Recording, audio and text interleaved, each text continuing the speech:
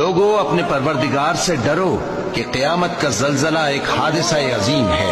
اے مخاطب، جس دن تو اس کو دیکھے گا اس دن یہ حال ہوگا کہ تمام دودھ پلانے والی عورتیں اپنے بچوں کو بھول جائیں گی اور تمام حمل والیوں کے حمل گر پڑیں گے، اور لوگ تجھ کو مدہوش نظر آئیں گے، حالانکہ وہ مدہوش نہیں ہوں گے بلکہ عذاب دیکھ کر مدہوش ہو رہے ہوں گے۔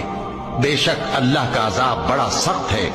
اے پیغمبر، میری طرف سے لوگوں کو کہہ دو کہ اے میرے بندو، جنہوں نے اپنی جانوں پر زیادتی کی ہے، اللہ کی رحمت سے نا امید نہ ہونا۔